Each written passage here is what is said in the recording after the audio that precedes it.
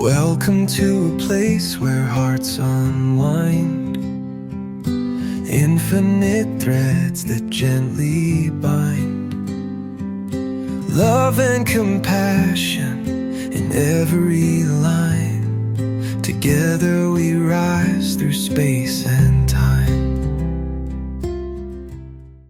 Hey, welcome back to Infinite Threads. I'm your host, Bob. This week we've been asking the what-ifs of love. What if love surprises you? What if it hurts? What if you're not ready? Today's question has a little mischief in it. What if it changes everything? That may be one of the reasons love makes us nervous. We may want it, but we also know it doesn't usually leave life exactly as it found it. Love has a way of touching the routines we thought were settled. A name appears on your phone and the day feels different. A person becomes part of your thinking before you realize you made room for them. Or you catch yourself wondering how something will affect them, not because anyone asked you to, but because their life has started to matter to yours.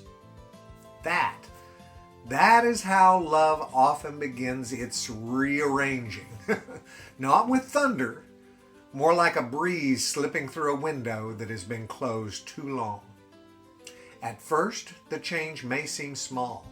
A conversation lingers, a friendship deepens, a quiet hope begins to wake up in a corner of the heart that you had not visited for a while. Then, one day, you notice that life feels wider.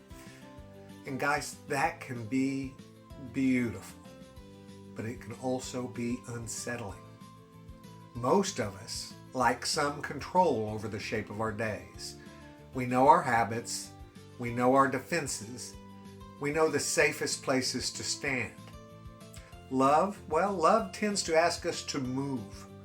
Not always far, sometimes only enough to see the room differently. It asks us to consider another person's joy. It asks us to care about their sorrow. It asks us to let our own life become connected to a life we cannot fully control. And that is the risk. It is also the wonder. Because love does not only interrupt us, it can wake us up. It can reveal tenderness we thought had gone quiet. It can loosen selfishness that we had stopped noticing. It can remind us that being alive is not the same thing as staying untouched. Of course, not every disruption is holy, and that matters. Love should not erase who we are.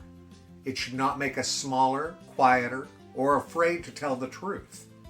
If a relationship requires us to disappear, something's gone wrong. Real love changes us differently. It doesn't steal our voice. It helps us hear it more clearly. It doesn't demand that we abandon ourselves. It invites us to become more honest, more present, and more awake. That kind of change may still feel uncomfortable, especially if we've been guarding ourselves for a long time. A protected life can feel safe. But if nothing ever reaches us, something in us begins to grow lonely. The heart needs shelter, but it also needs air. Love brings air. Sometimes it comes through romance. Sometimes through friendship. Sometimes through a child, a pet, a neighbor, or a person who shows up at the right time and slowly becomes part of the story. Love is creative that way. It keeps finding new arrangements for belonging. And yes, it probably will change our plans. The life we imagine may not be the only life that can hold joy. A detour may carry a blessing that we could not have planned. A person we did not expect may help us become someone we were quietly waiting to become. That is the playful side of love. It slips in through odd little doors. It moves the furniture of the heart. And somehow, after all that rearranging, we may discover there's more room than before. So today's what if is not meant to frighten us. It's an invitation to wonder. What if love changes everything? Maybe it will. Maybe not all at once, and maybe not in the way that we imagined. But if it makes us more alive, more honest, more gentle, and more willing to care, perhaps the change is not something to fear. Perhaps it is grace arriving with its sleeves rolled up, ready to help us make room for a better life. Thank you, guys. Thank you for spending this time with me on Infinite Threads.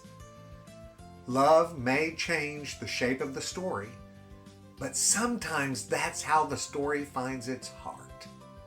I love you all very, very, very much, and you know what I need you to do. Go out there and pass that on, okay? Later, Gators. Bye-bye. I said bye.